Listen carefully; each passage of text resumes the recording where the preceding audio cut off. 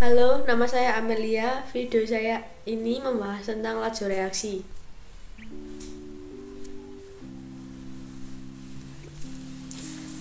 Pengertian laju reaksi. Laju reaksi didefinisikan sebagai perubahan konsentrasi reaksi atau reaktan atau hasil produk dalam satu satuan waktu. Laju reaksi juga dapat didefinisikan sebagai laju berkurangnya atau bertambahnya konsentrasi reaktan atau produk tiap satuan waktu.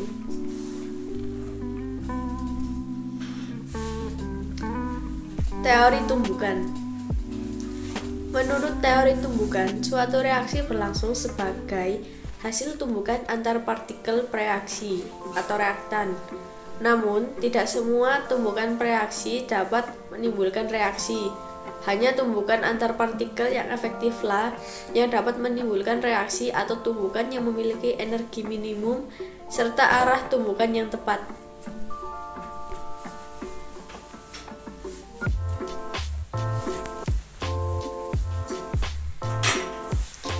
Menurut teori tumbukan, pengaruh reaksi ada 4, yaitu pengaruh konsentrasi, pengaruh luas permukaan, pengaruh suhu, pengaruh katalis. Pengaruh konsentrasi merupakan jumlah partikel dari reaktan yang paling bertumbukan dalam larutan produk akan berbentuk dari tumbukan yang efektif dari partikel reaktan, sehingga makin banyak jumlah partikel reaktan yang saling bertumbukan efektif, maka makin banyak produk yang dihasilkan dan makin besar laju reaksinya. Yang kedua, pengaruh luas permukaan. Tumbukan efektif zat reaktan menyebabkan terjadinya reaksi kimia. Tumbukan terjadi karena adanya bidang yang saling bersentuhan. Permukaan sentuh yang makin luas akan menyebabkan sering terjadinya tumbukan dan hasil produk yang diperoleh semakin banyak serta laju reaksinya semakin besar. Luas permukaan bidang sentuh dapat diperbesar dengan pengaruh mengubah ukuran reaktan menjadi ukuran-ukuran kecil. Pengaruh suhu. Suhu reaksi dinaikkan, maka akan meningkatkan energi kinetik reaktan yang saling bertumbukan, sehingga akan didapatkan produk yang semakin besar dan laju reaksinya juga semakin besar. Yang keempat adalah pengaruh katalis. Energi aktivitas juga dipengaruhi adanya katalis. Energi aktivitas sangat besar karena tidak menggunakan katalis, sedangkan energi aktivitas si kecil karena adanya katalis. Katalis adalah zat yang dapat mempercepat laju reaksi dengan cara menurunkan energi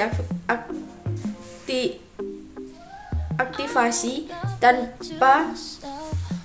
tanpa dirinya mengalami perubahan kimia secara tetap. Katalis berpengaruh mempercepat laju reaksi dengan cara membantu pembentukan molekul-molekul kompleks teraktivasi sehingga tahap-tahap reaksi bertambah dan energi aktivitas rendah. Grafik pengaruh katalis pada diagram energi potensial seperti gambar di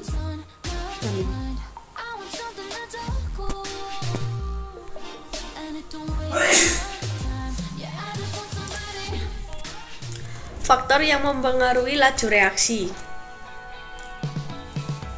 Faktor yang mempengaruhi laju reaksi ada 4, yaitu A. Luas bidang sentuh, B. Konsentrasi reaksi, C. Suhu temperatur, D. Katalis. Nah, contoh penerapannya sebagai berikut. Data eksperimen untuk reaksi N2G ditambah 3H2G menghasilkan 2NH3G terhadap tabel berikut. Tentukan orde masing-masing zat.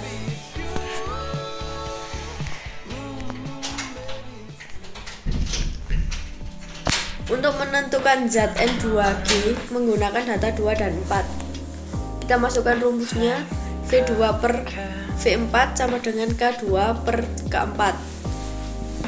Ya, ini rumusnya yang ini.